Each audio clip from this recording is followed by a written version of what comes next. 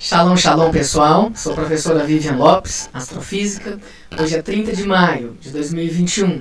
Nós vamos dar prosseguimento ao nosso estudo no livro do Apocalipse. Hoje, o capítulo 21. E antes de nós começarmos, nosso estudo propriamente dito, eu quero fazer uma observação bastante séria. Enquanto eu fazia a minha revisão bibliográfica para aprender mais sobre esse capítulo 21, eu fiquei bastante decepcionada com a quantidade enorme de comentaristas que acreditam que aquela visão é apenas um símbolo, né? Alguns até ousam interpretar o que o apóstolo quis dizer, né? Quem teve a visão foi outra pessoa, o apóstolo Yohanan.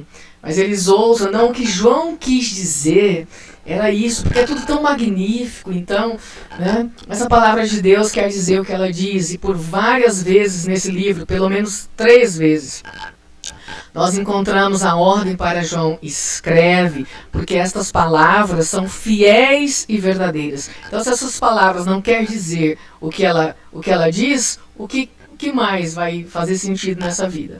Então, isso é bastante sério, você estudar teologia para fazer isso, que pena, que pena.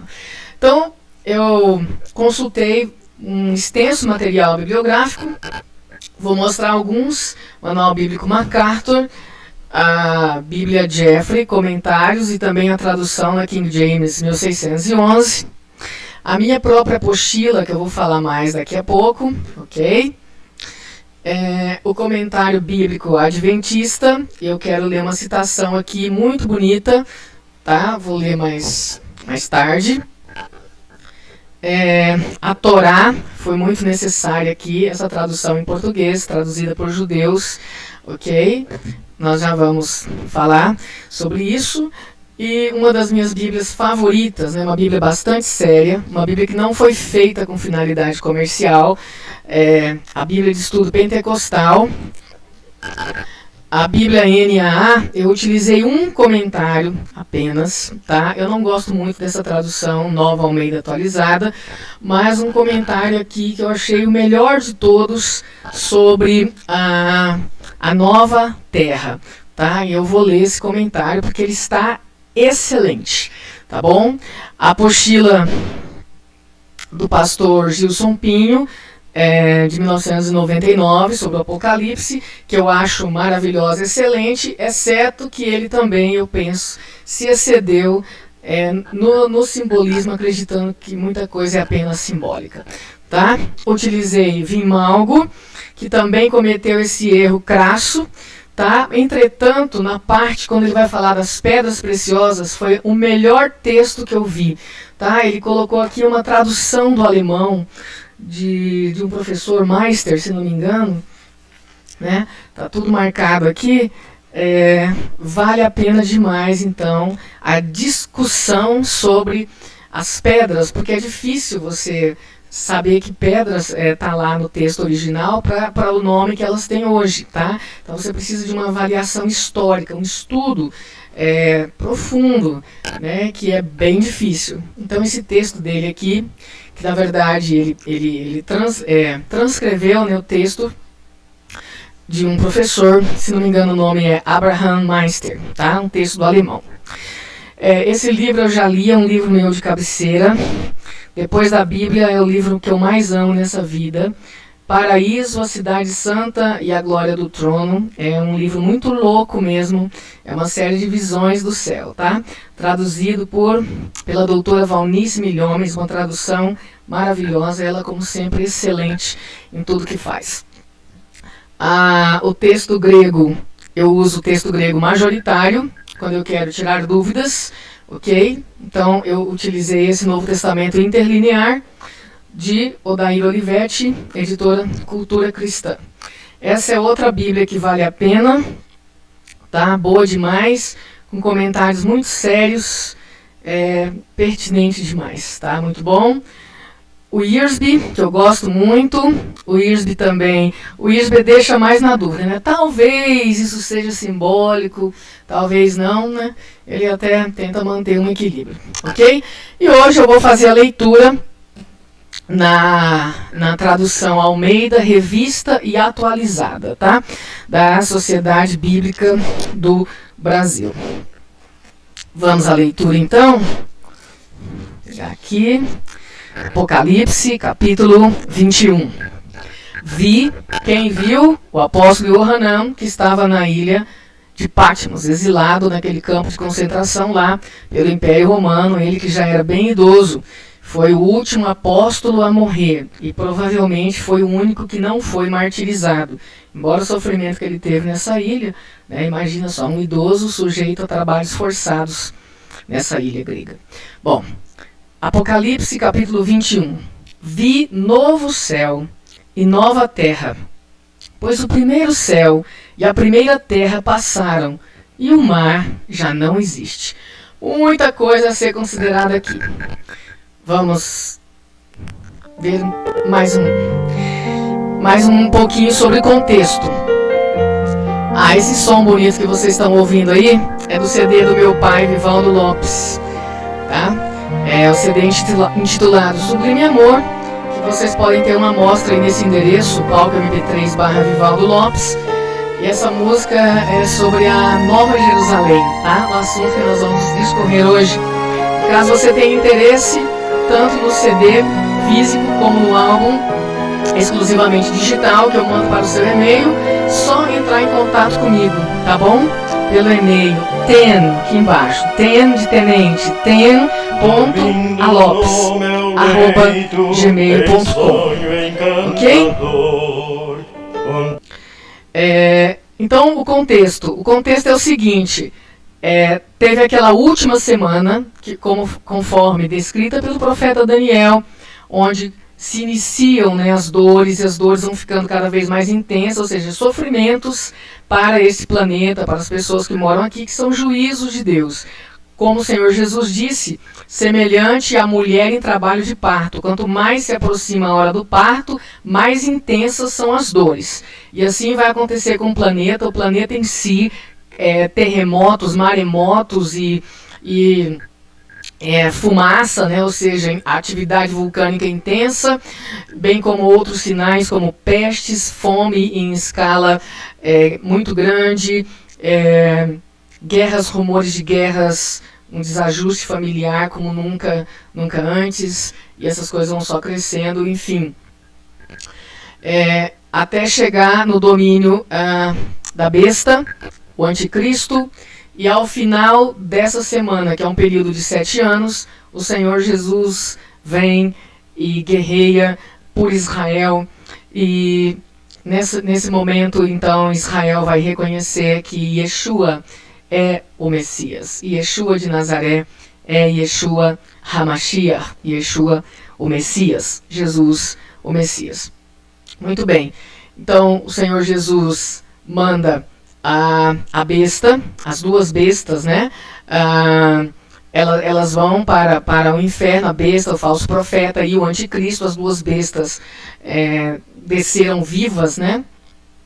Desceram vivas ao abismo. E então se inicia o milênio. Você vê nessa linha aqui, abaixo dessa linha de asteriscos, né? Então termina a última semana. Jesus vem e põe fim à guerra do Armagedon, e aí tem um período, né, de 30 dias mais 45 dias, e se inicia então o milênio, que é o reinado de 1000 anos do Senhor Jesus sobre a terra. Nesse período, Satanás está preso. A Bíblia é bem clara, eu não estou inventando nada, certo? E nós vemos lá nas profecias de Isaías, por exemplo, como será a terra nesse período. Então, o mal é mínimo e ele será punido exemplarmente. Só o Senhor Jesus é capaz de realmente fazer isso, né? Com justiça, é o reino da justiça perfeita, que jamais terá fim. Nesse período, Satanás está preso no abismo, mas ao final desses 1000 anos, Satanás será solto. E imediatamente ele começa a fazer o que ele sempre fez, né? O nome dele é Diabo, que significa difamador, do grego diabolos, que quer dizer caluniador, difamador.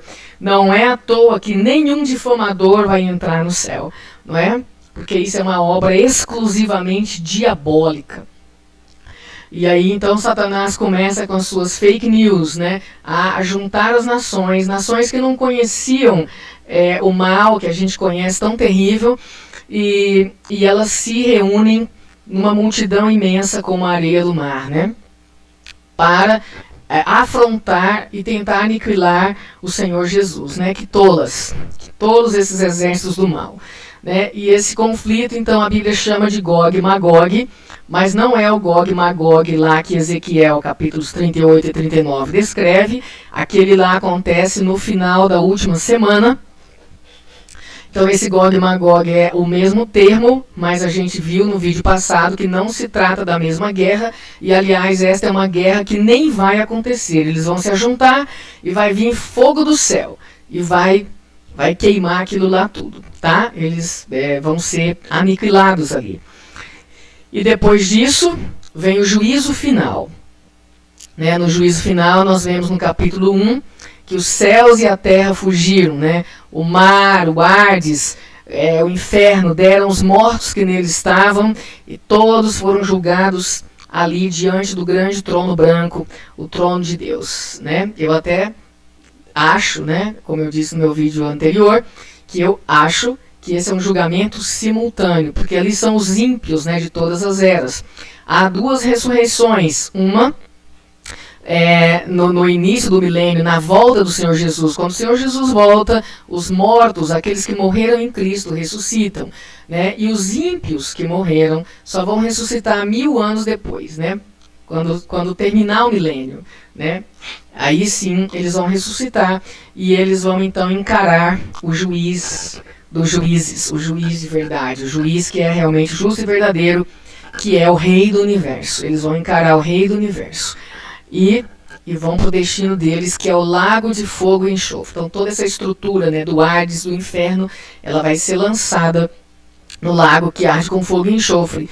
Então Satanás vai definitivamente, né, encontrar a pena dele, que ele já está julgado. Satanás não vai para o trono branco, ele já está julgado, ele já está, glória a Deus, aleluia, sentenciado ao lago que arde com fogo e enxofre. Os dois habitantes ali são as duas bestas, né? E o Satanás que incorporava essa besta, então vai depois no final, e quem o seguiu vai ser lançado também, ok? Então, depois do juízo final, João tem a revelação, o nome do livro é Revelação, né? Que é o que quer dizer Apocalipse. João tem mais revelações aí. Terminou o juízo final, que foi a última coisa que ele descreveu. Aí ele descreve o quê? Que ele viu novo céu e nova terra, pois o primeiro céu e a primeira terra passaram, e o mar já não existe. Então, segundo a Bíblia, nós sabemos que existem pelo menos 3 céus, tá? Em hebraico, só existe céu no plural, céus, que é a palavra shamayim, ok? Tem um slide aqui, que eu vou falar qual é essa palavra que aparece aí para você, tá? Então, novo, né, que é a palavra kainon. Na minha apostila, aliás, eu falei que ia falar da minha apostila e não falei, deixa eu falar antes que eu esqueça. Aqui está a minha apostila, tá? Breve introdução à bibliologia e escatologia de Daniel capítulo 9, que você pode baixar gratuitamente no meu blog Diário Torá, tá? A apostila é completamente gratuita. Escrevi mesmo com muito temor do Senhor, levei bastante tempo para escrever essa apostila. Ela tem um anexo com uma porção de cálculos que eu levei muito tempo, né, para desenvolver aquilo, e você pode baixar gratuitamente, tá? Você pode enviar uma oferta se você quiser, ok? Então, a palavra que está aqui, novo, kainon, céu, que é ouranon, tá? Então existe um planeta que é o 7º planeta no nosso sistema solar, né? O 7º, né, do Sol para cá, que é o planeta Urano, né? Por que Urano tem esse nome? Então é a palavra grega para céu, Uranos, que é céu, tá? E essa palavra tem algumas variações, como uranon, uranoi no plural, mas em hebraico ela é sempre plural, tá? Então aqui é uma imagem do planeta Urano, o 7º depois do Sol. do nosso sistema solar, né? E essa coisa linda aí demais, né? E eu vou falar uma curiosidade aqui, que o descobridor, né, do planeta Urano, que foi Herschel, ele não queria dar esse nome, né? Ele falou, não tem sentido você ficar dando nomes mitológicos para o planeta, que eu concordo em gênero, número e grau com ele. E aí ele quis fazer uma outra coisa, ele quis dar o nome do rei, né? O rei George. Então seria Estrela Jorge, o nome que ele queria dar para o planeta. Mas houve uma pressão para que isso não acontecesse. Pessoas de outros países, né, acharam um absurdo. Você vai dar o nome do rei inglês para o planeta? Então, como uma forma de pressão, né, havia um mineral recém-descoberto que eles deram o nome de urânio. Urânio, né, foi chamado, né, um nome muito próximo, Uranus, né, e então para dar mais força para que o nome do planeta fosse Urano, tá? Então essa é uma curiosidade aí, mas eu coloquei as duas fotos aqui para você ver que a cor não tem nada a ver, né? Urano é azulado e esse mineral urânio é amarelo. E desse mineral se faz uma pasta terrível chamada Yellow Cake, que é usada para bomba atômica, né? Essa palavra Uranos, na verdade, Uranos mesmo, ela aparece muitas vezes na Bíblia, né? Está aqui a referência, Hebreus 1:10, 2 Pedro 3, 5, 10 e 12, os céus e a terra vão passar. Apocalipse 10, 6, 14, 7, Apocalipse 20, 11. Né? Apocalipse 20, 11, por exemplo, vamos ler aqui, ó. Vi um grande trono branco e aquele que nele se assenta, de cuja presença fugiram a terra e o céu, e não se achou lugar para eles. Então, de que céu ele está falando? Né? Então, eu consultei um grande linguista, o Dr. Wilbur Pickering, né? Porque Dr. Pickering, ele está falando do céu atmosférico ou ele está falando do céu onde estão as estrelas, as galáxias, né? Assim, não dá, às vezes só lendo assim não dá para saber. Aí o Dr. Wilbur falou assim, não dá para saber. Embora eu achei uma referência que diz que existe uma diferença de entonação, né, onde você daria para saber. Enfim, a Bíblia nos fala de pelo menos 3 céus, né? O primeiro céu, que seria esse céu atmosférico. O segundo céu, que é o céu sideral, onde estão as estrelas, as galáxias. E o terceiro céu, tá? O terceiro céu, onde o apóstolo Paulo, ele escreveu sobre isso muito claro. Ele escreveu, nosso querido apóstolo Paulo: conheço um homem que foi até o terceiro céu, se no corpo ou fora do corpo, não sei, mas ele ouviu palavras inefáveis que ao homem não é permitido revelar. Tá? Então, lá no terceiro céu, esse homem que ele diz que conheceu, que os comentaristas acham que é ele próprio, tá? E por modéstia ele não citou. Né? Então, foi ao terceiro céu. E ali ele viu coisas maravilhosas, tá? Então, a Bíblia está dizendo que aqui no versículo 1 do capítulo 21, o apóstolo viu um novo céu, tá? Então, esse novo céu não é simplesmente o céu atmosférico. E eu concluo isso, né, utilizando várias outras referências bíblicas, né? O céu e a terra, e outra referência, né, os céus, né, vão passar, né? Jesus mesmo disse isso, né? O céu e a terra vão passar, mas as minhas palavras não vão passar, tá? Então, essas coisas, como a gente conhece, elas vão ficar muito diferentes. E como que eu sei que vai ficar muito diferentes? Por causa dessa palavra novo aqui, novo, que é kainon.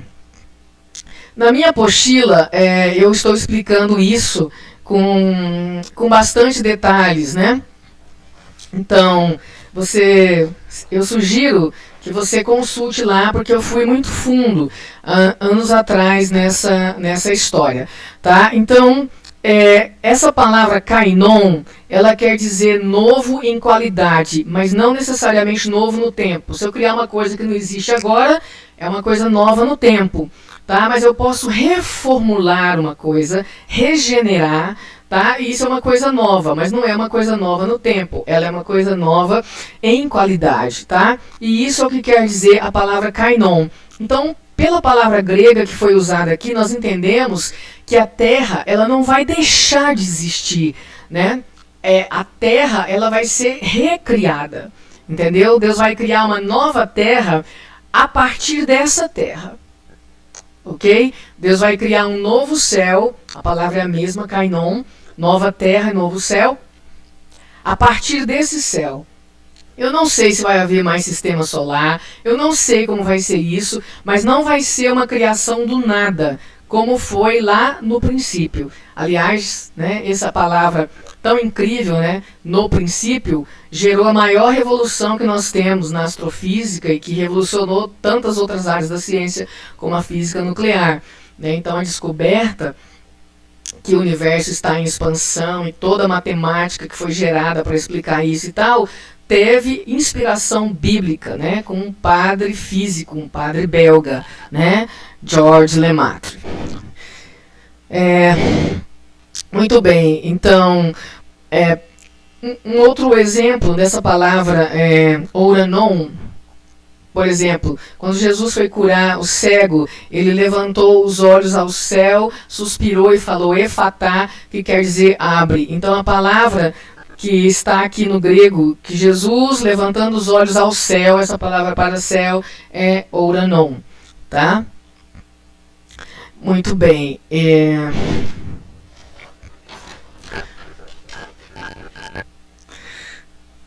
E essa sessão na minha apostila é razoavelmente extensa, então eu vou ler 2 parágrafos aqui que eu penso que são importantes. E que céus e a terra serão feitos novos, significa que serão remodelados. O significado de kainon é novo, em qualidade, não no tempo. O texto de Mateus 27:60 fala que o corpo do nosso Senhor Jesus foi colocado em um sepulcro novo, kainon nemeon, pertencente a José de Arimateia. Kainon é a palavra com esse significado profundo, traduzida para o português como novo. Não sabemos desde quanto tempo José de Arimateia possuía aquele sepulcro, mas ele era novo, jamais havia sido usado. Eventos geológicos grandiosos estão reservados para a Terra. Esta terra será remodelada, feita nova, como nós fomos feitos, nova criatura, pelo poder do Senhor Jesus. E bem assim, haverá novos céus. Eles não terão mais nenhuma contaminação do pecado, o qual traz morte à matéria, mas ao contrário, neles habita a justiça. Amém? Maranata, ora vem, Senhor Jesus. Glória a Deus, né? E eu acho também muito relevante o texto aqui um comentário dessa...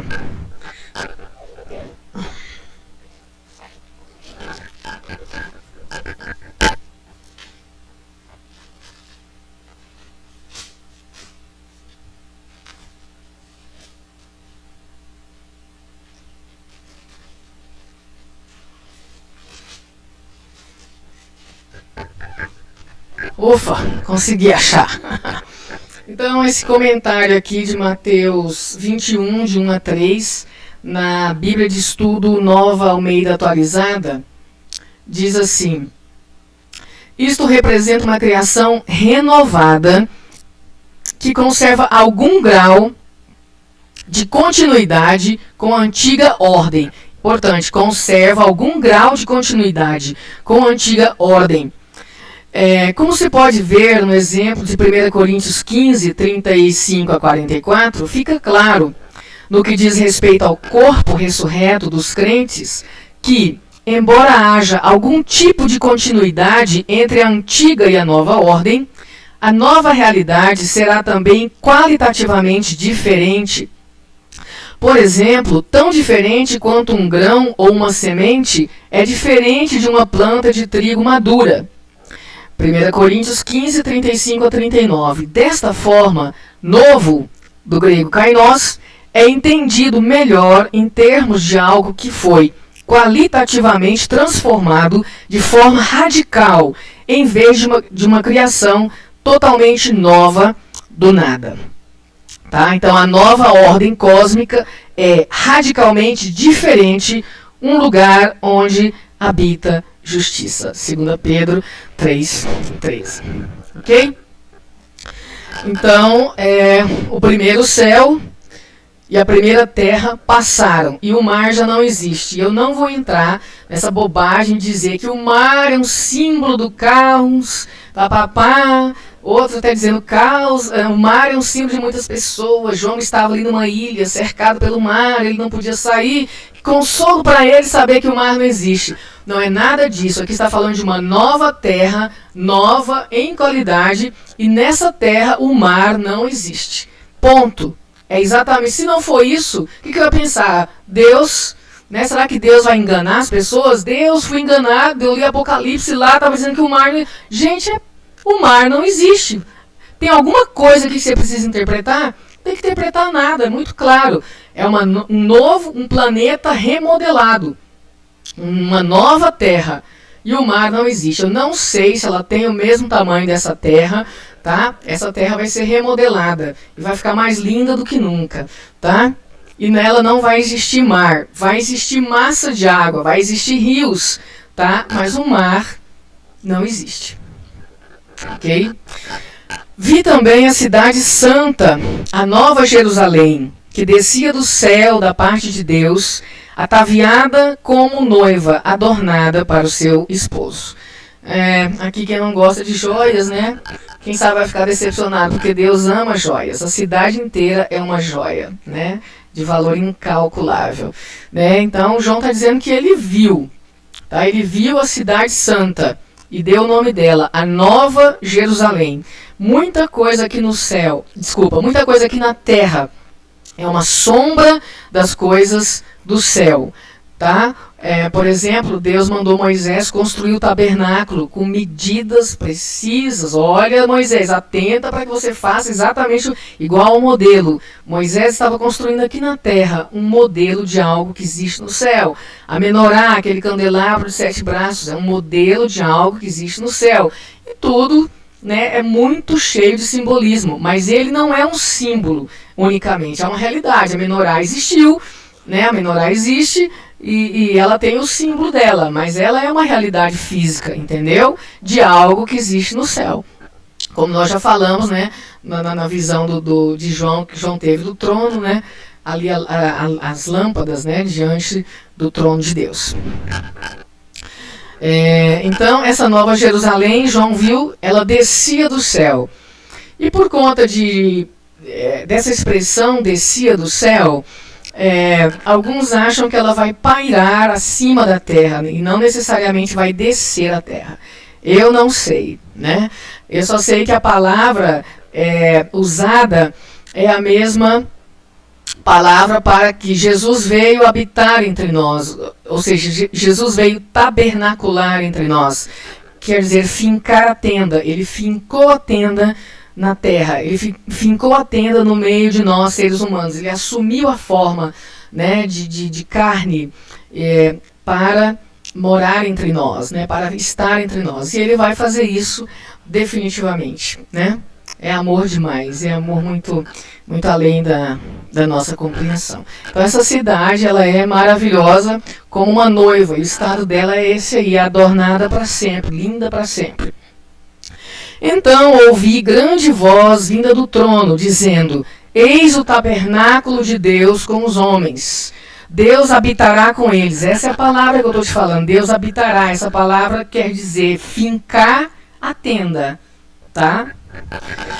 Eles serão povos de Deus, e Deus mesmo estará com eles. Alguma coisa aqui que você não entendeu? Deus vai vir aqui, né? Ele vai fazer descer uma cidade que existe no céu, tá? E lhes enxugará dos olhos toda lágrima, e a morte já não existirá. Já não haverá luto, nem pranto, nem dor, porque as primeiras coisas passaram. Então, nessa nova ordem, não existe mais morte. Lembra que a Bíblia diz: o último inimigo a ser destruído é a morte. Então aqui está dizendo que a morte já não existirá. A morte foi lançada no lago de fogo. A morte que a gente sabe muito bem os efeitos dela, né, que é a pior coisa desse mundo, mas não sabemos o que ela é, de fato. A morte é um demônio, né? Só sei que a morte ela vai ser lançada no lago que arde com fogo e enxofre. A morte já não existirá. Já não haverá luto.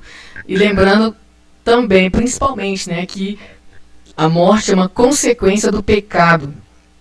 A gente não enxerga o pecado em toda a sua dimensão, né?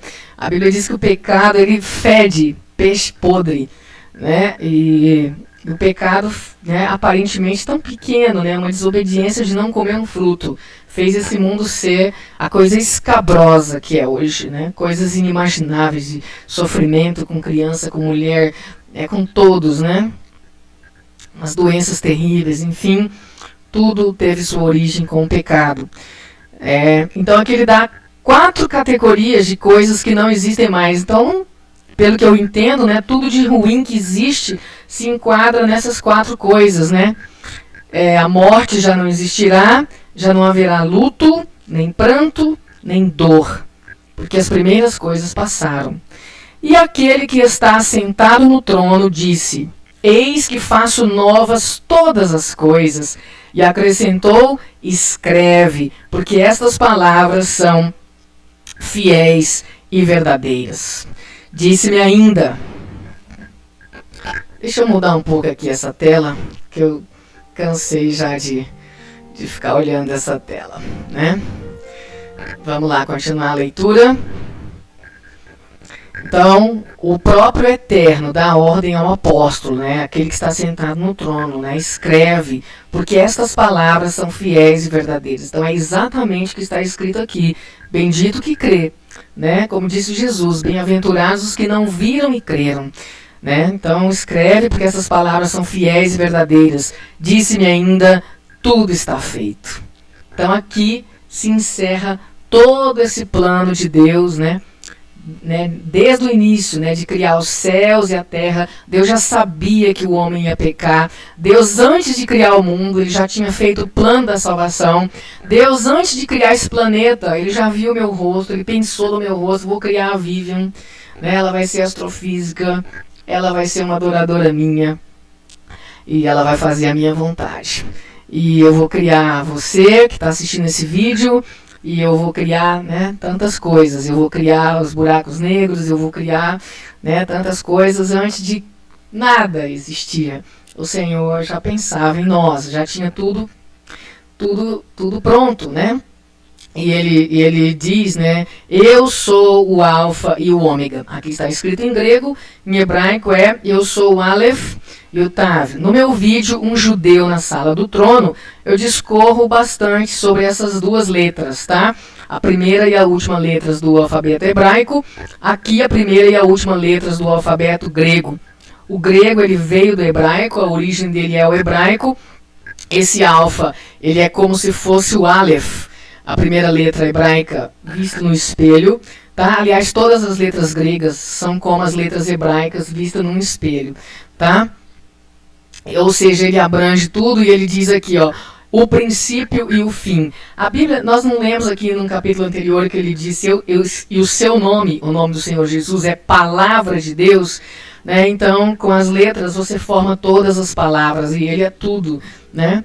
Ele é o princípio e o fim. Como é que a Bíblia começa? No princípio, né? Tudo isso é obra de Deus. Ele é o princípio. Então ele começa e ele termina, tá? Então ele criou todas as coisas e ele vai dar um fim nessa ordem que está amaldiçoada e ele vai fazer novos céus e nova terra nos quais habita a justiça eternamente. É uma garantia que o pecado jamais vai entrar lá de novo. Será que eu não corro o risco daqui a 500, 700 quinquilhões de anos pecar e estragar tudo? Não, né? Isso nunca mais vai acontecer. De novo, verso 6. Disse-me ainda, tudo está feito. Como disse o Senhor Jesus na cruz, está consumado. Então o plano da redenção estava consumado. Então aqui é o plano da restauração, o plano completo, né? Criação e salvação e restauração está feito. Tudo está feito. Eu sou o alfa e o ômega, o princípio e o fim. Olha bem que ele está citando o nome dele. Eu sou. Jesus disse, antes que Abraão existisse, eu sou. Eu sou o alfa e o ômega, o princípio e o fim.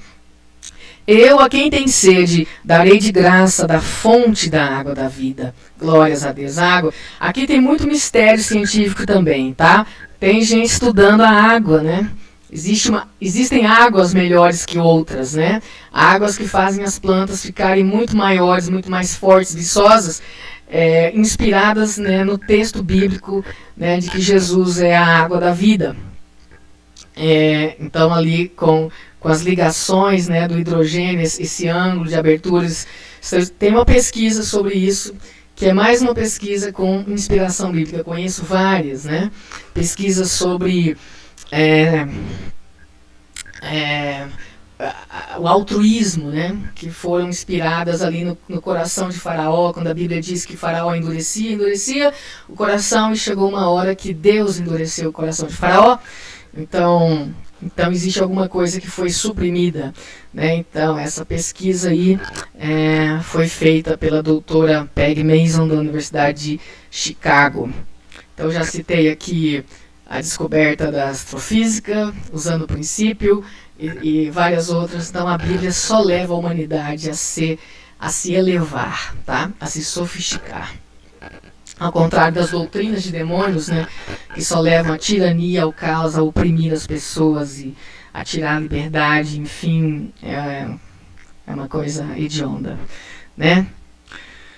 Versículo 7. O vencedor herdará estas coisas, e eu lhe serei Deus, e ele me será filho. Gente, o vencedor, lembra aquelas cartas lá, as cartas 7 igrejas, né? Ao vencedor dar-lhe-ei, né, de comer da árvore da vida, ao vencedor, ao vencedor. Olha, no verso 7, o vencedor herdará estas coisas, vai herdar tudo, vai herdar a Nova Jerusalém, vai herdar a Deus, né? A Bíblia diz que os pais entesouram para os filhos, não são os filhos que entesouram para os pais, são os pais que deixam herança para os filhos. E os filhos de Deus vão herdar todas as coisas. Meu irmão, nem você, nem eu somos pobres. Nós somos herdeiros de todas as coisas. Mas isso não importa nada, né? O que importa é que nós temos Deus. Deus é tudo, né? E é muito linda, né? Uma cidade toda de ouro. A cidade é uma joia de valor incalculável. Isso é maravilhoso. Mas o que eu quero mesmo é Deus, né? É o que eu quero. Então, ser chamado filho de Deus, né? Só através do sangue de Jesus que nós temos isso. Agora presta atenção aqui no 8. Quanto, porém, aos covardes. Quem são os covardes? São os medrosos.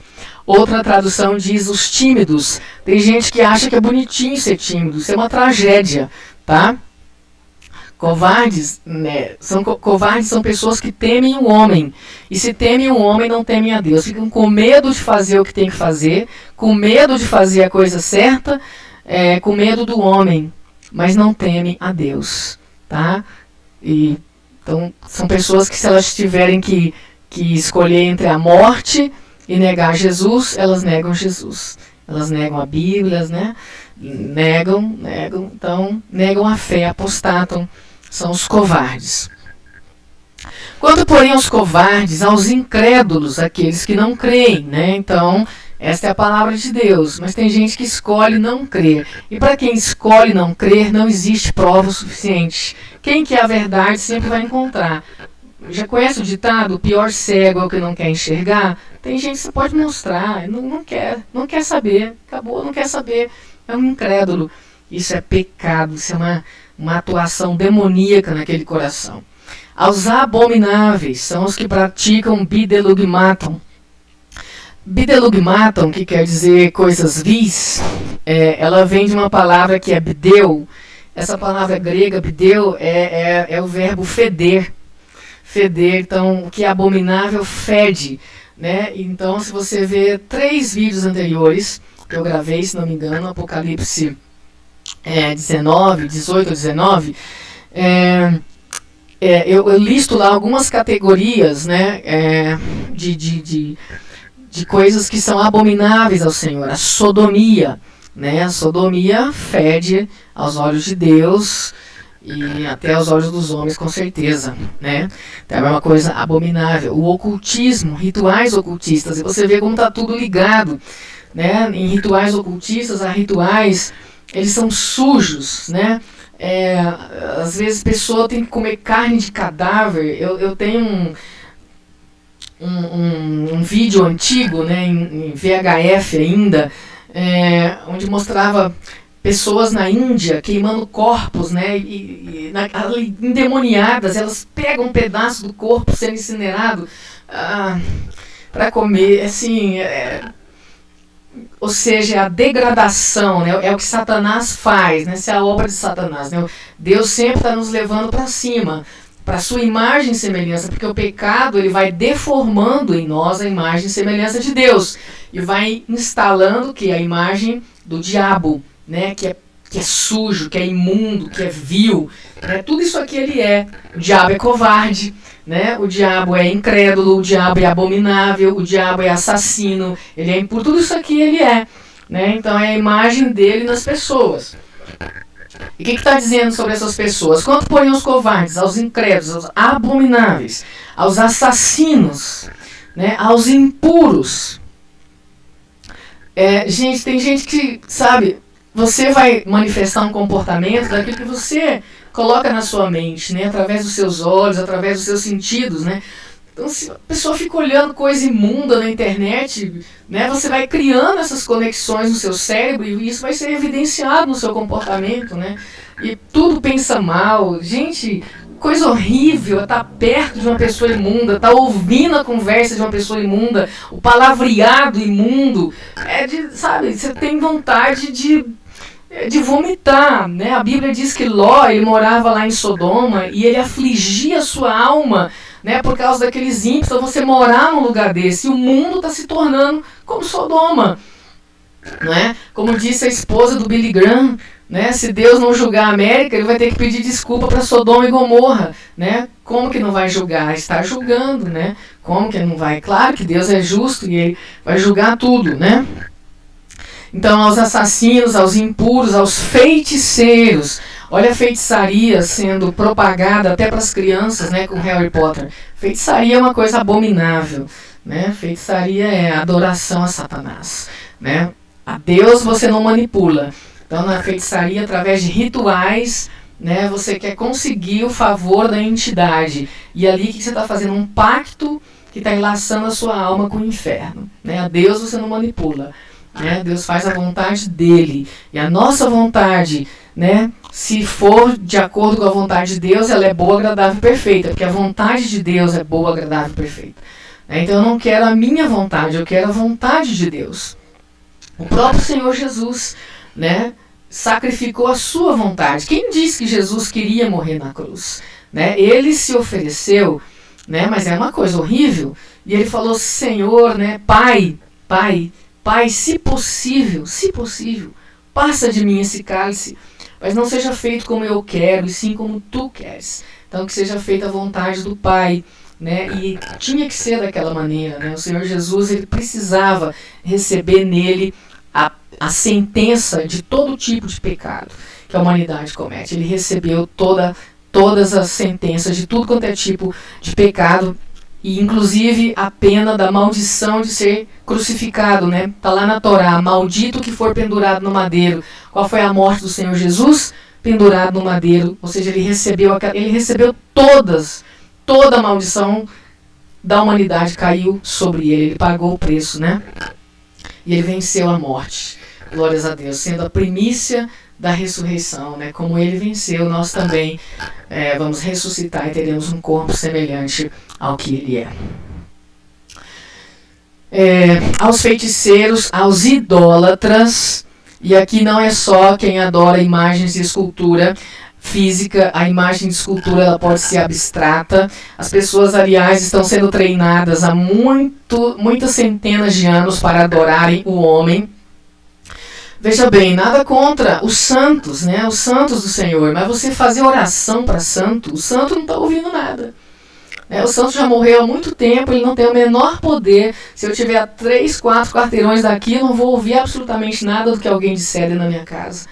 Né? Quanto mais alguém que não está mais nesse mundo, não está ouvindo, né? E não existe nada na Bíblia que diga que está ouvindo. Não está ouvindo, e isso é completamente errado, e a gente só deve orar ao Pai, e em nome do Senhor Jesus. E essa é a única maneira de nós termos as nossas orações atendidas, tá? E fora isso, a idolatria. Então os santos não têm, né, os santos não são culpados das pessoas estarem adorando a eles, oferecendo coisas a eles, fazendo festas em homenagem a eles e até dirigindo orações a eles. Né? Os santos não têm culpa de nada disso. As pessoas é que foram ensinadas a essa prática. Satanás está treinando essas pessoas para receberem um homem que vai exigir adoração, tá? Que é o anticristo, né? Esse líder, né? Esse que vai querer ser o líder global, né? Bom, aos feiticeiros, aos idólatras, que incluem os que adoram a si mesmos, inclusive, quer ser melhor que todo mundo, né? Os soberbos. E a todos os mentirosos. Todos os mentirosos. Esse é uma característica bem diabólica. A Bíblia diz que Satanás é o pai da mentira. Essa é a linguagem dele, a mentira. Satanás não tem nada a ver com a verdade, nada. Ele é a mentira. Tá? Ele é o pai da mentira, é a única coisa que ele criou, a mentira. Tá? E a Bíblia diz que a todos os mentirosos, quem mente não fala pelo Espírito Santo, fala pelo diabo, tá? Cujo nome é difamador, é caluniador, ou seja, mentira, né? E a todos os mentirosos, a parte que lhes cabe será no lago que arde com fogo e enxofre, a saber, a segunda morte. Então esse lago que arde com fogo e enxofre, a Bíblia está dizendo para mim e para você, é a segunda morte. E todos esses que praticam essas coisas, né, vão ser jogados lá. Né, e veja como o mundo está terrível. Pela palavra de Deus nós sabemos que o mundo não vai melhorar. Né, e o que as pessoas ganham, praticando isso, né, só ganham uma vida triste, né, infeliz e o mundo não vai melhorar, né? É uma ilusão isso, né? Nós sabemos, como que eu sei? Eu não sei o futuro, pela palavra de Deus, né?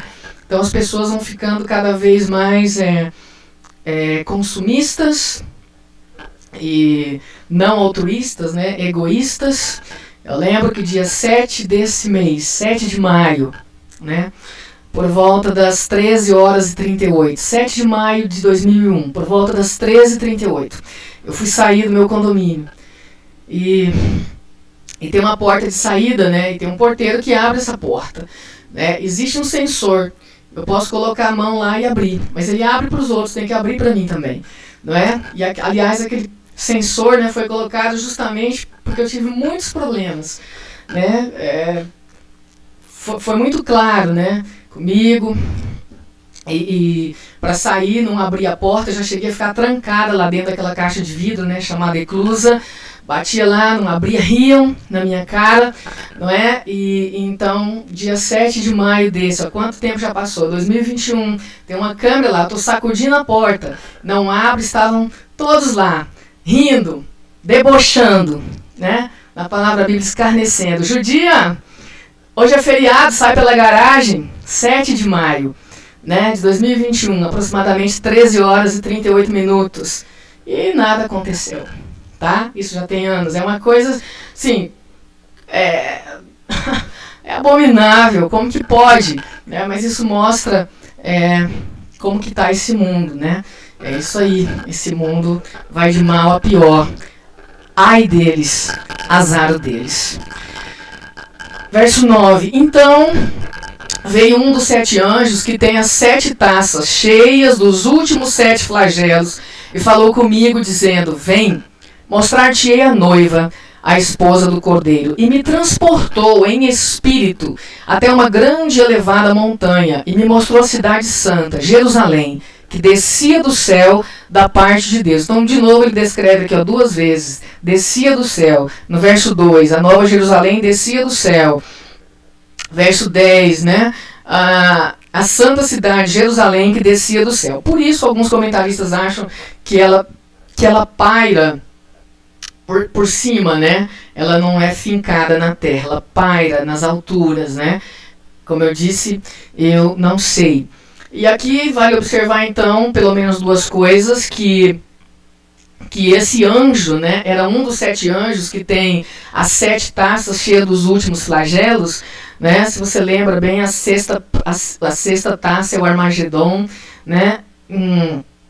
E quando tocar a última trombeta, nós vamos ressuscitar, né? Então, me transportou em espírito. Então, eu não sei como que é isso, né? Então, aparentemente, o corpo dele estava em Patmos, mas em espírito. Ele teve uma visão. Na visão, ele foi transportado em espírito, né? O corpo não foi. Como disse o apóstolo Paulo, conheço um homem que foi ao 3º céu. Se no corpo ou fora do corpo, não sei. Né, aqui está dizendo que ele foi transportado em espírito até uma grande e elevada montanha. Quando ele teve a visão daquela mulher montada na besta, né, a grande meretriz, que é Babilônia, montada na besta, que é o anticristo, João foi levado para o deserto. Aqui ele está sendo transportado pelo anjo a uma grande e elevada montanha. Né, e dali foi mostrada para ele a santa cidade de Jerusalém, que desce do céu da parte de Deus. Então essa não é uma cidade feita por homens, tá? Ela vem do céu. Eu vi na internet há um tempo atrás uma coisa gloriosa, né? A pessoa nem apareceu, só tinha a voz dela, dizendo que ele teve um sonho ou uma visão, não sei, onde ele via raios de luz descendo e a cidade sendo montada na terra. Quem sabe isso responde. Né? Eu acredito nessa, ela tem todo jeito de ser real, né? Do cara não ter inventado isso, né? Muito glorioso. Então, e essa cidade, ela tem a glória de Deus. Glória, a palavra hebraica Shekinah. Então, ela é uma cidade brilhante, refulgente, né? O seu fulgor era semelhante a uma pedra preciosíssima, como pedra de jaspe cristalina. Então agora eu vou passar lá para outra tela.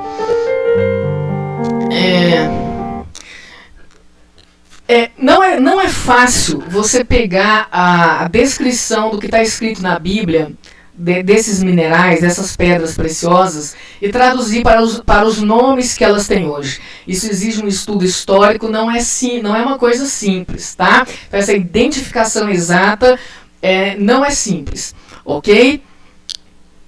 Então, por exemplo, esse mineral, essa gema, o crisólito, né? Tá lá em Ezequiel 28, capítulo 1, Ezequiel capítulo 1, verso 16, e também em Êxodo 28, tá?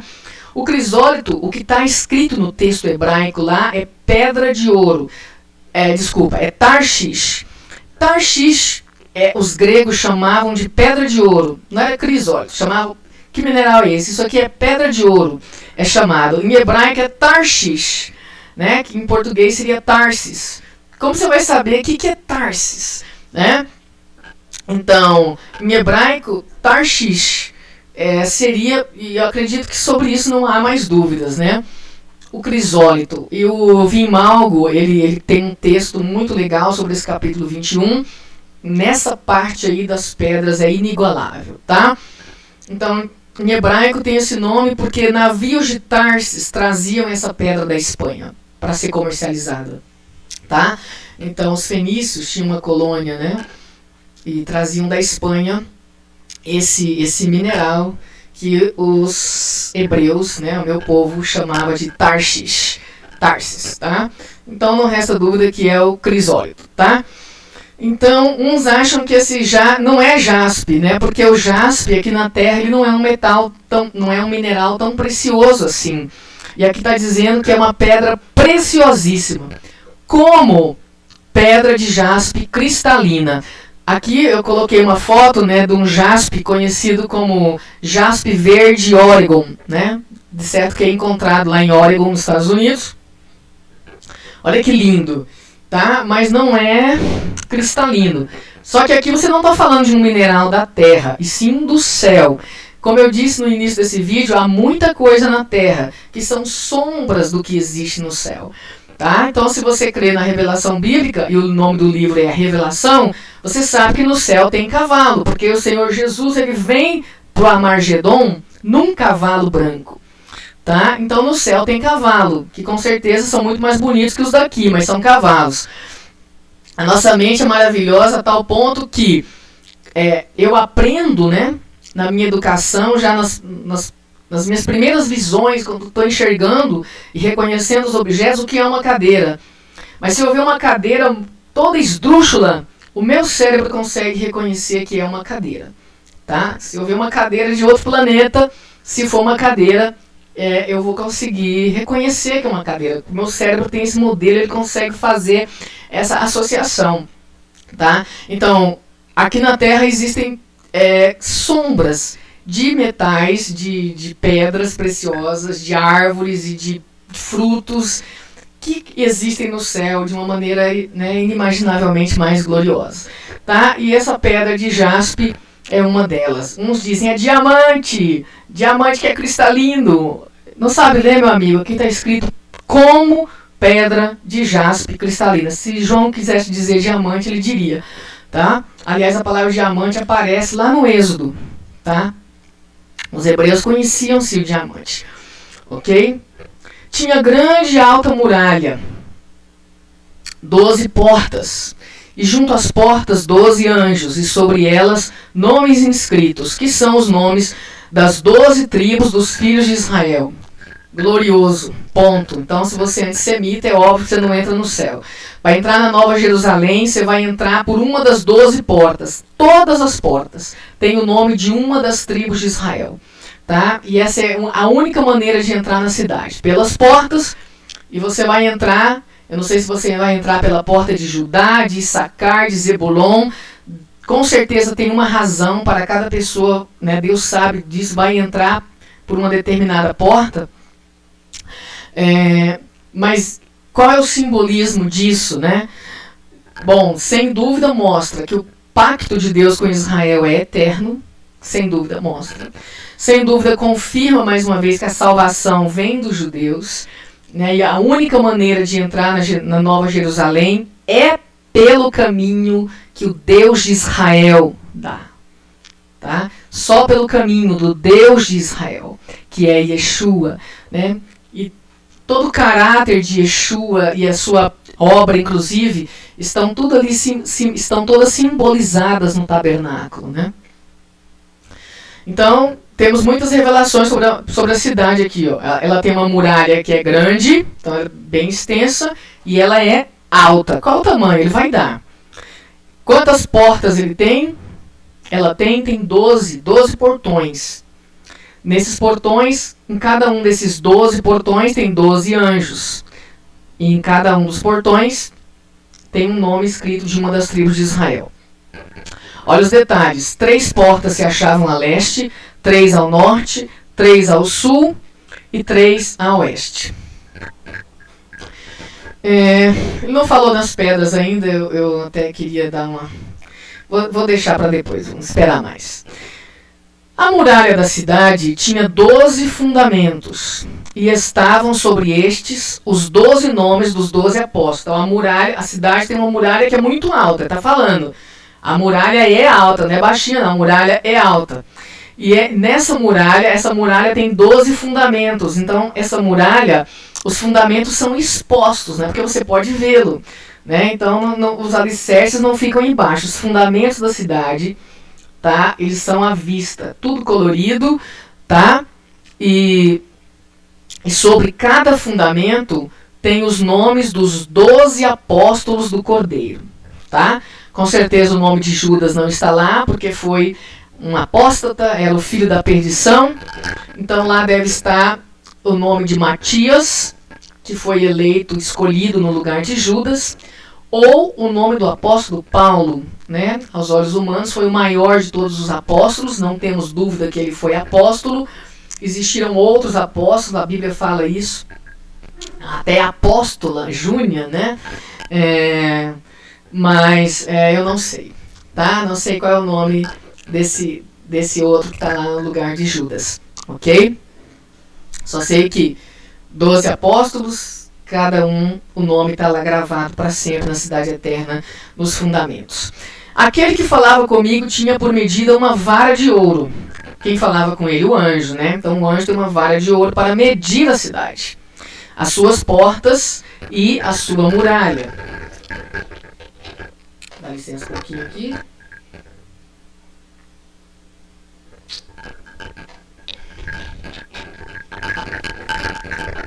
Então o Senhor está interessado em nos revelar essas medidas. E muito estudo já foi feito, tem coisa linda demais sobre isso aí. Mas não vou entrar nesses detalhes e nem entrei no detalhe dos estudos, né? Sobre esses ângulos, os triângulos que eles formam com a luz. É coisa linda, né? Verso 15, aquele que falava comigo tinha por medida uma vara de ouro para medir a cidade, as suas portas e a sua muralha. A cidade é quadrangular, então é um quadrado de comprimento e largura iguais, e mediu a cidade com a vara até 12.000 estádios. O seu comprimento, largura e altura são iguais. Então a cidade é um quadrado, e não só um quadrado, né? Mas a sua altura, então, comprimento, largura e altura iguais. Ela é um cubo. E uma outra figura geométrica que se encaixa nisso seria a pirâmide. Mas o que me parece mesmo é que ela é cúbica. Não vejo nada aqui que me pareça uma pirâmide. Tá? Essa estrutura nós vemos no Santo dos Santos. A área principal do tabernáculo e do templo hebraico era o Santo dos Santos, a área mais interior. E ele era um quadrado perfeito. Lá onde ficava a Arca da Aliança, lá onde o sumo sacerdote entrava uma única vez por ano. E se ele entrasse sem a devida consagração, ele era fulminado. Né? Então olha o simbolismo. Quem não entra na cidade, quem for covarde, incrédulo, Então quem tem pecado não entra, não tem como, não entra na cidade santa. De igual modo, né, o sumo sacerdote que entrava no Santo dos Santos, ele tinha que ter oferecido sacrifício com o sangue que tipificava o sangue de Jesus, porque senão ele era fulminado ali, não é? Morte imediata. Então a cidade nós já vimos que ela é de largura, altura e comprimento iguais, tá? Como está nessa figura aí, tá? Nas laterais aí desse vídeo, tá? É uma concepção artística, óbvio, né? E aqui dá um dado, né? 12.000 estádios. Estádio era uma medida grega. E eu vou mostrar essa continha para vocês, né? Então, a área dessa cidade chega em aproximadamente a 5 milhões de quilômetros quadrados. Mediu também a sua muralha, 144 côvados. Olha o número 144 aparecendo aí, né? Essas razões, essas proporções. O nosso corpo não é cheio, é o que Deus faz, a simetria, né? Então essa cidade é belíssima, ela é toda simétrica, né? E né, já imaginou-se uma coisa disforme, né? Uma coisa disforme, cheia de pó, não tem simetria, né? Então a simetria ela é bela, né? Você vê que a cidade ela é muito simétrica. Então a cidade mediu, a muralha, né? Ela tem 144 côvados, medida de homem, isto é, de anjo. Então isso aqui é curioso. O que isso significa? Segundo o pastor Gilson Pinho, que foi onde eu achei os cálculos mais detalhados sobre isso, lá em Ezequiel, capítulo 43, no versículo 13, é dada essa medida. Então um anjo, pela descrição é muito clara, né? Era um anjo, né? Ele brilhava como bronze. Então a descrição, né, a aparência de um homem, mas era um anjo. Ele apareceu para Ezequiel, e Ezequiel estava tendo uma visão do templo, e esse anjo começou, né, a medir o templo. Então a medida que ele estava usando era um côvado mais um palmo, ou 4 dedos. Né? Então seria essa a medida de homem, isto é, de anjo. Tá? Então eu vou mostrar, deixa eu mostrar logo. Aqui. Tá? Então, conforme Ezequiel 43, 13, eu coloquei entre aspas aqui, ó, um côvado de anjo seria um côvado mais um palmo, isto é, um côvado mais 4 dedos, tá? Isso dá aproximadamente 51,6 centímetros, tá? E um estádio, essa medida grega, ela tem aproximadamente 185 metros. Essas medidas não são exatas, elas variam um pouco, entendeu? Você pode achar uma tabela onde vai dizer que é 180 metros. Então não varia muito, varia um pouco, tá? Então, isso dá aproximadamente, nessa cidade tem 12 mil estádios, né? Cada estádio tem 185 metros, então cada lado da cidade tem aproximadamente 2.220 quilômetros, tá? Então, cada lado da Nova Jerusalém tem 2.220 quilômetros aproximadamente. Eu achei cálculo até com 2.500 quilômetros, varia, tá? 2.160, 2.220, 2.300, 2.400 até 2.500. Você vai encontrar esse intervalo de variações aí, tá? Enfim, a área dela, tá? É uma área de aproximadamente 5 milhões de quilômetros quadrados, tá? 4.600.000 quilômetros quadrados, aproximadamente, tá? Então, você vê aqui, ó, nessa imagem do Google Earth, uma projeção, né? Então, a Nova Jerusalém, pegando aqui, ó, passando pela cidade de Jerusalém, então, ela pega ali, ela vai até Roma, né? Ou essa projeção aqui, ó, pegando Israel inteiro aqui, né? Então ela pega basicamente quase o Oriente Médio inteiro, né? Uma cidade que é do tamanho do Oriente, basicamente do tamanho do Oriente Médio inteiro, né? Ela é quase a metade dos Estados Unidos.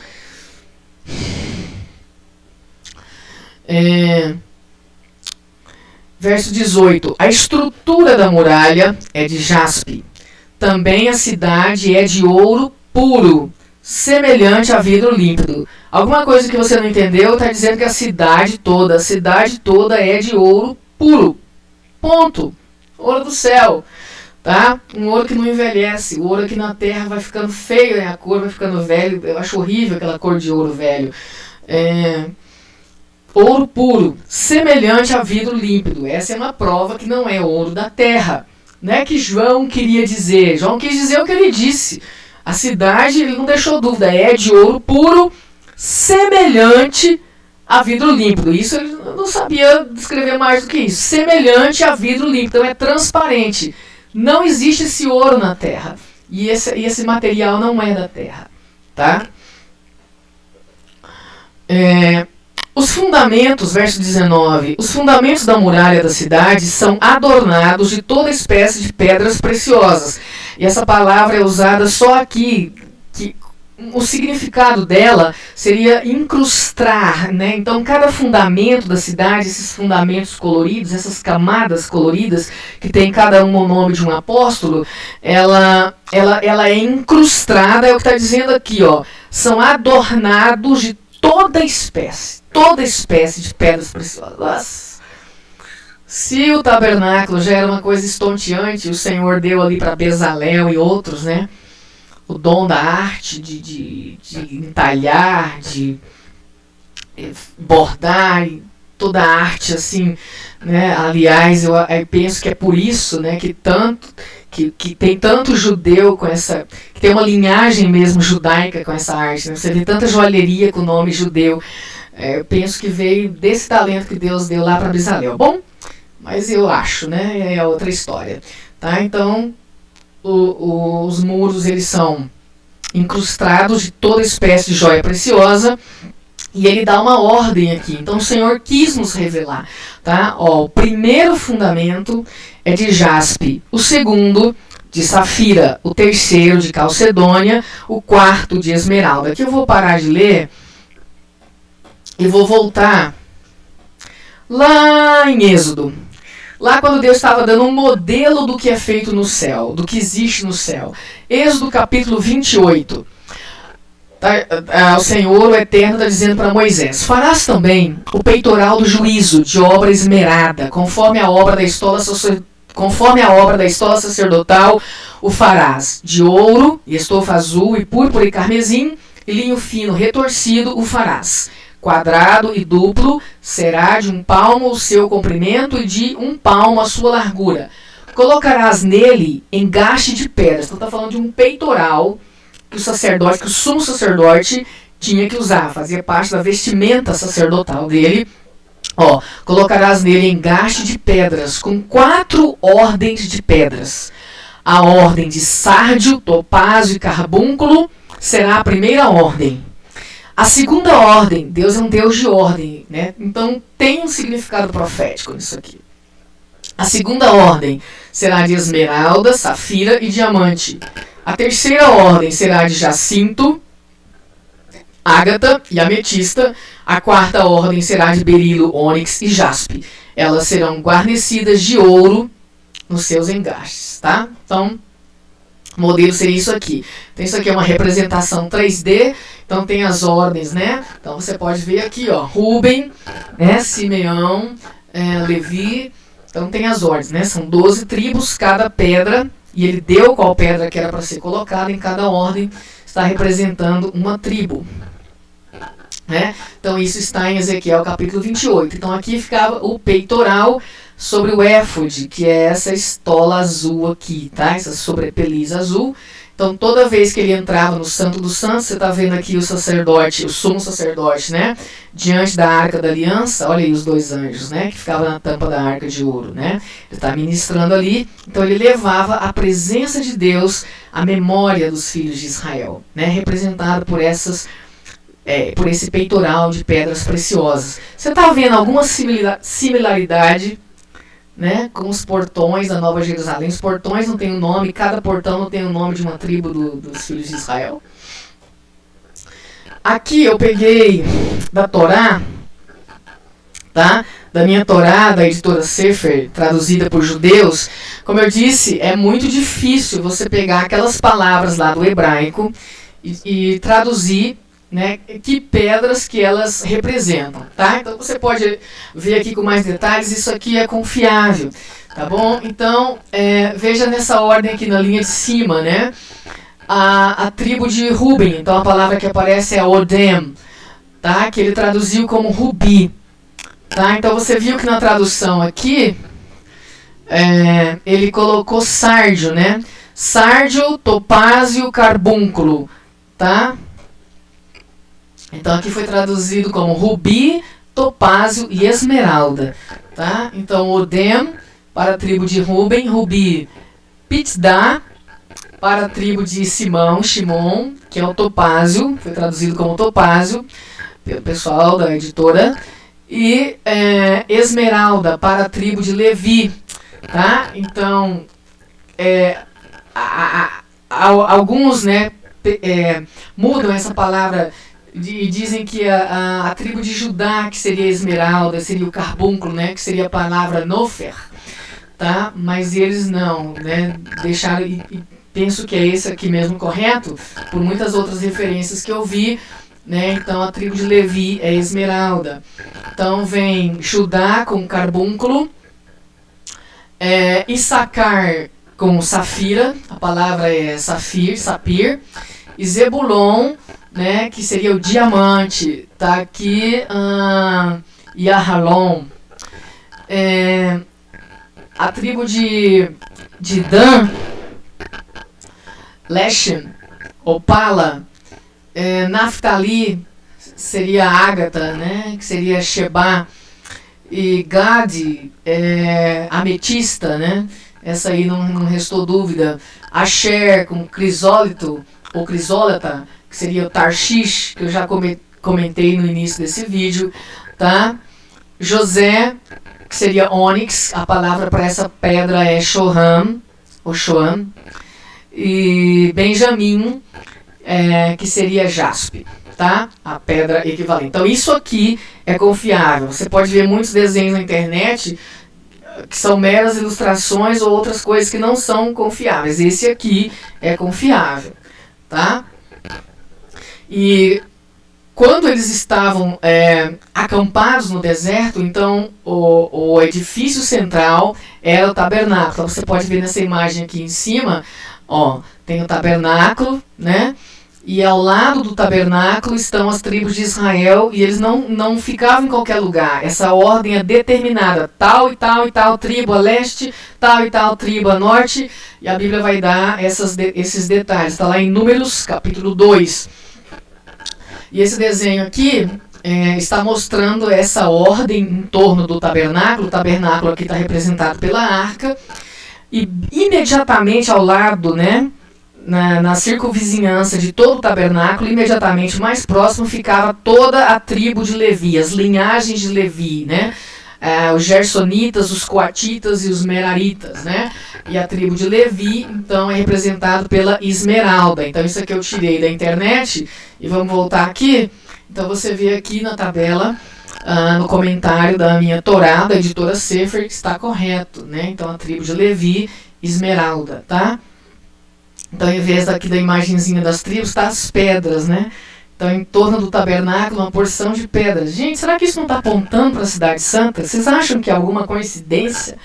Né? É muito lindo, né? Então, e aí vocês podem... aqui ele dá até vários nomes, né, para cabíveis, né? E tem outra coisa também, que essas pedras elas podem ser encontradas em várias cores. Eu nem sabia que tinha diamante em muitas cores diferentes, né?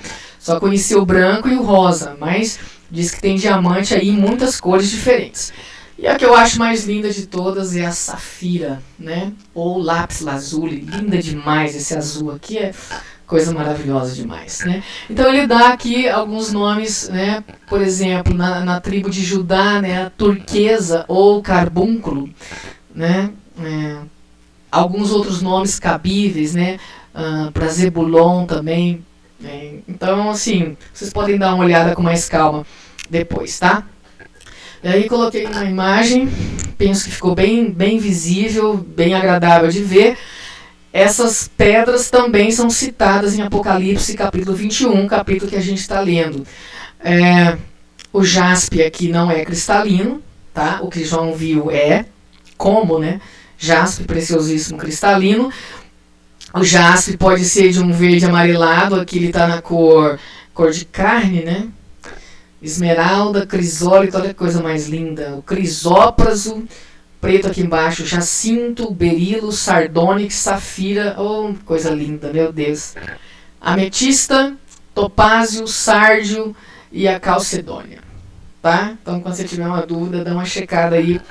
Eu pesquisei bastante até chegar nisso aí. Veja que a descrição do peitoral está em Êxodo 28. Não por coincidência, Ezequiel 28. Né? Pesquisei o que significaria o número 28, mas eu não achei biblicamente. Achei um negócio de numerologia que eu não quero saber. Né? Biblicamente não achei, mas 27 aponta para o fim de todas as coisas. Né? Então 28 deve ser o começo, né? O recomeço. Não sei, no livro do Dan Duke não tem. Veja que as pedras são citadas em outras passagens bíblicas. Por exemplo, Ezequiel 28 está falando sobre a queda de Lúcifer. Estavas no Éden, jardim de Deus, e todas as pedras preciosas te cobrias: o sárdio, o topázio, o diamante, o berilo, o ônix, o jaspe, a safira, o carbúnculo e a esmeralda. Isso antes de existir a nossa terra como nós a conhecemos. Havia um querubim, né, que ele se cobria com essas pedras, sárdio, topázio, diamante, berilo, ônix, jaspe, safira, carbúnculo e a esmeralda. De ouro se te fizeram os engastes e os ornamentos. No dia em que foste criado, foram eles preparados. Olha o carinho de Deus. Tu eras querubim da guarda ungido e te estabeleci. Permanecias no monte santo de Deus. No brilho das pedras andavas. Eu acho curioso que João foi elevado a um alto monte, né? No milênio, nós vemos que o templo vai ficar sobre um monte, né? O templo milenial, né? E até Isaías profetizou, né, que nos últimos dias o monte do Senhor se sobressairia sobre todos os montes. Então aqui, permanecias no monte santo de Deus, no brilho das pedras andavas, perfeito eras nos teus caminhos, desde o dia em que foste criado até que se achou iniquidade em ti. Na multiplicação do teu comércio se encheu o teu interior de violência e pecaste, pelo que te lançarei profanado fora do monte de Deus, e te farei perecer, ó querubim da guarda, em meio ao brilho das trevas. Então, ele já está sentenciado ao lago que arde com fogo e enxofre. Deus é justo, Deus sabe o que faz, Deus sabe tudo. Inclusive fazer sofrer ninguém sabe mais do que Deus. Se merecer, Ele faz, tá? Deus não teme nada nem ninguém, Ele é Deus, tá? Ele é Deus. Horrível coisa é cair nas mãos do Deus vivo, por isso eu me entrego tudo na minha vida a Deus. Ele sabe o que fazer, Ele sabe como fazer, e ele é justo de verdade. Glórias ao Altíssimo. Aliás, ele é a verdade. Bom, então aqui algumas representações da Nova Jerusalém. Então, uns acham que ela vai ficar pairando, né, sobre a terra, mas eu reforço que a palavra lá, que Deus habitará, né, Apocalipse 21, 3, Deus habitará com eles, conosco. Deus habitará, ou seja, vai fincar a sua tenda. Eu acho que vai descer, hein, na nova terra. Tá? Então, olha que bonito aqui essas concepções, né? Glória a Deus. E aqui os fundamentos da Nova Jerusalém. Esse NLT aqui é a New Living Translation.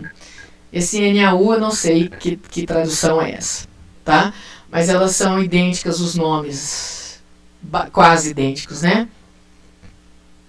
Então veja aqui na New Living Translation, tá? Então o primeiro fundamento é jaspe, safira. Então aqui tem uma outra imagem ao lado, né? Aqui você vê que o jaspe, ele é como aquele jaspe de Oregon que a gente viu, né? E aqui nessa outra representação ele é vermelho, tá? Jaspe, safira, na terceira camada, né? Em uma tradução é calcedônia, na outra é ágata, esmeralda. Essa camada azul celeste aqui, azul piscina, né? Em uma tradução é sardonyx, na outra é ônix. Nessa camada verde com pigmentos vermelhos, né? Em uma tradução é sárdio, na outra é cornalina. Crisólito na outra, berílio na outra, topázio, crisópraso, jacinto e ametista. Aí tudo igual, né? Então, vocês vejam que há uma variação.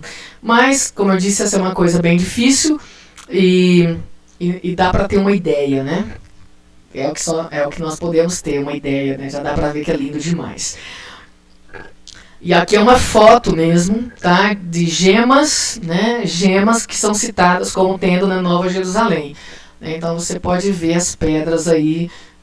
Esse jaspe aqui, ele é vermelho, tá vendo? Avermelhado. Safira, calcedônia, esmeralda, ágata, crisólito, berilo, jacinto, ametista. Glória a Deus, né? Aqui é uma concepção artística, né? Então, vamos continuar a nossa leitura. Verso 18. A estrutura da muralha é de jaspe, né? E também a cidade é de ouro puro, semelhante a vidro límpido. Os fundamentos da muralha da cidade estão adornados de toda espécie de pedras preciosas. O primeiro fundamento é jaspe. O segundo, safira. O terceiro, calcedônia. O quarto, esmeralda. O quinto, sardônio. Então veja que essa tradução Nova Almeida Revista e Atualizada é como essa tradução NAU aqui. O quinto de sardônio, o sexto de sárdio, essa cor esverdeada aqui. Em outros pode ser avermelhado.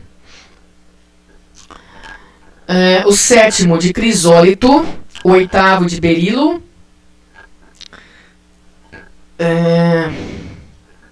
O nono de topázio. Olha que linda essa cor, topázio. O décimo de crisópraso, ou um décimo de jacinto, e o duodécimo de ametista.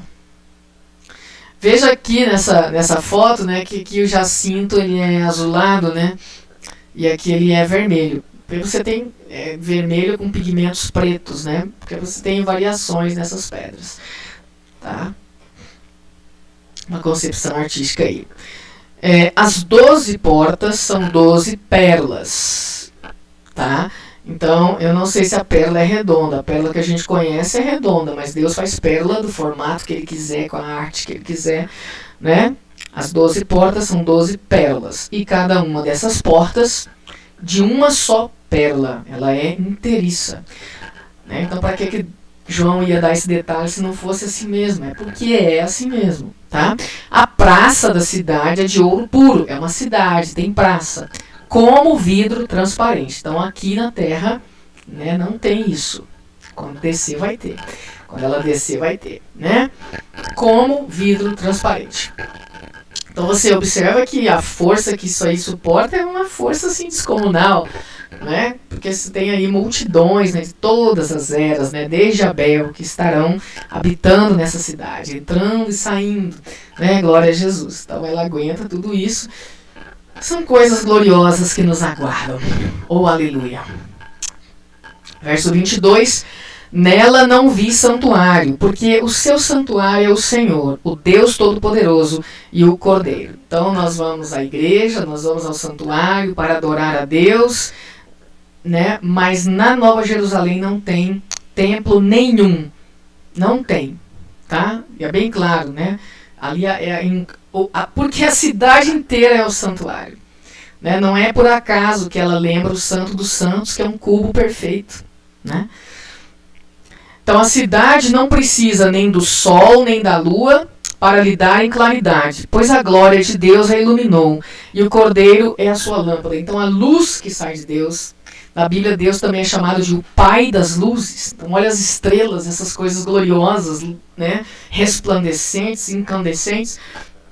Deus brilha muito mais. Deus é o Pai das luzes, né? Então a cidade não precisa nem do sol nem da lua para lhe dar em claridade. Então eu não sei se nessa nova configuração do céu e nova configuração da Terra, não sei como que vai estar a Terra, não sei se vai ter mais esse sistema solar. Eu só sei que a cidade, que não está falando que a nova Terra não precisa, a cidade não precisa, tá? Nem do sol, nem da lua, pois a glória de Deus iluminou. Então a cidade inteira é transparente. Gente, você imagina, cada ângulo de luz é uma cor diferente ali. É inimaginável, é glorioso demais. Bonito demais, né? Uma joia sem comparação, né? Jesus não disse, eu vou preparar-vos lugar? Aí, né? E eu tenho uma casa nessa cidade, né? Vocês, né, meus irmãos, serão bem-vindos à minha casa, com certeza, né? Pois a glória de Deus a iluminou, e o Cordeiro é a sua lâmpada. As nações andarão mediante a sua luz, e os reis da terra lhe trazem a sua glória. Então não tem soberba, na Nova Jerusalém só entram os santos, né? Então imagina as paradas, né, gloriosas, aí, tudo para Deus, né?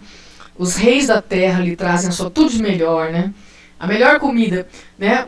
A comida é um aspecto de uma cultura, né? Que, aliás, diga-se de passagem, eu amo pra caramba, né? Então, os reis da terra lhe trazem a sua glória, tudo de melhor, né? Nação tal, né? Os pratos típicos dali, então, né? Vai tudo levar ali para a cidade santa, né? Verso 25. As suas portas nunca jamais se fecharão de dia, porque nela não haverá noite. Então as portas estão sempre abertas, tá? E lhe trarão a glória e a honra das nações. Nela nunca jamais penetrará coisa alguma contaminada, nem o que pratica abominação e mentira. Olha o quanto Deus odeia a mentira. Mas somente os inscritos no livro da vida do Cordeiro. Então, o livro da vida, né, posso dizer assim, que nada mais é do que o rol dos habitantes da Nova Jerusalém. Né? Nem todos os habitantes da terra, com certeza, serão os habitantes da Nova Jerusalém. Né? Então, alguns perguntam, vai continuar havendo nascimento com os glorificados? Não. Né? Então, quando nós tivermos nosso corpo glorificado, corpo ressurreto, esse corpo não se casa, não se dá em casamento, é como os anjos, né? Mas, né, se o pastor Gilson Pinho estiver correto, vai continuar, a humanidade terá uma continuidade, né? Os que vierem depois, então haverá gente, né, que veio do milênio, que não são os glorificados e que continuará ali, e é assim, são pessoas sem pecado, né? Não tem mais. Aliás, a Bíblia, no verso seguinte, capítulo seguinte, vai ver, não haverá memória das coisas passadas, né? Então, não tem nada contaminado mais, né? Nessa nova ordem, nem no novo céu. Lembra que o apóstolo Paulo fala das potestades do ar, né? Então a presença dos demônios, desses principados e potestades, né, com certeza estragou ali no céu também, nesse segundo céu, no céu atmosférico, né? Então tudo vai ser vai ser refeito, feito novo, né? Faço novos céus e nova terra. Foi o que João viu, novo céu, nova terra, não é? Então isso aqui já vimos as dimensões da Nova Jerusalém. Então é uma cidade imensa, né? A área tem quase 5 milhões de quilômetros quadrados. Nesse livro aqui, se não me engano, foi nesse livro que eu vi que ela tem 3 pavimentos. Tá? Então você vê que a cidade ela é imensa, a altura dela é imensa, né? Então, por que ela tem esse espaço aéreo tão grande? Porque ela não é uma cidade num plano só, né? Então ela tem 3 pavimentos. Né? Então Deus gosta dessa estrutura triuna, Ele próprio é triuno, né? Deus Pai, Deus Filho, Deus Espírito Santo. Eu sou corpo, alma e espírito, indivisíveis, não é? Se o espírito sai, o corpo está morto, né? Bom, essas coisas são maravilhosas. Será que tem alguma coisa no espaço, no universo, que aponta para uma coisa tão diferente assim, né? Aqui eu peguei um print, né, do Yale News, Universidade Yale, onde ele está falando desse planeta, que foi chamado de Janssen, né, que seria um planeta de diamante, né. Então eles descobriram um planeta que eles chamam de semelhante à Terra, mas é totalmente diferente da Terra, né, seria aproximadamente 9 vezes maior do que a Terra, que ele está orbitando aí essa estrela chamada 55... não lembro mais o nome, 55 Cicri, uma coisa assim. Me fugiu o nome agora, tá? Não anotei aqui. Mas ele, enfim, ele deixou esse nome, o planeta que tinha o nome dessa estrela, acrescido da letra E, né? E ele foi chamado de Janssen em homenagem a um dos pioneiros do telescópio, tá? Então, pelas pressões extremas que é acreditado esse planeta sofra pela distância dele dessa estrela. Então acredita-se que ele tem uma camada inteirinha de diamantes. Está aqui um corte dele, né, e um núcleo de ferro, né, mas essa camada intermediária aqui seria diamante mesmo, né, diamante maciço, né. Então não é uma ilusão, né. Se isso aqui é verdade e é uma coisa, isso que foi descoberto em 2012, tá? Até o ano interessante, 2012, tá? Será que Deus não está falando com a humanidade? Olha, Nova Jerusalém tá vindo aí, tá chegando, né? Embora só de tempo entre o Armagedon e o juízo final, aí a gente tem 1000 anos e depois que vem, né, Jesus está voltando. E além disso, nós podemos ir nos encontrar com Ele a qualquer hora, né? Qualquer hora poderemos ser recolhidos, eu, você. Temos que estar preparados e com a nossa vida em dia, em ordem diante de Deus, temos nos arrependido dos nossos pecados. Eu não tenho mérito nenhum para ser salvo, e nem você, né? Ninguém pode acabar com o mal que tem dentro de si. Eu vou destruir a inveja que existe dentro de mim. Eu vou destruir a soberba que existe dentro de mim. A miséria, que não existe isso. Só o sangue de Jesus pode transformar uma criatura que foi deformada pelo pecado numa nova criatura. Então a nova criação em nós, ela já começou, né? Quantos testemunhos você já ouviu? O cara usava droga, o cara era um adúltero, um perdido, e hoje é um pastor, não quer mais saber daquela vida, sente vergonha de tudo que fazia, né? Sabe uma música da cultura americana muito famosa, Amazing Grace, Maravilhosa Graça? Ela foi composta por um cara que foi um perdido do caldo grosso, né? Um traficante de escravos, né? Até que um dia ele realmente recebeu o Senhor Jesus como Salvador da sua vida e compôs essa música, né? Graça maravilhosa que salvou um miserável como eu, né? E aí não pratica mais o pecado, né? A gente não quer, não sente vontade nenhuma, não tem ojeriza disso, né? Bom, sobre isso aqui nós já falamos, e então foi um grande prazer estar com você, e nos vemos então no capítulo 22, se o Eterno quiser. Shalom, shalom, e até lá. Não esquece de lavar as suas vestes, ser digno de entrar na cidade pelas portas. Shalom, shalom.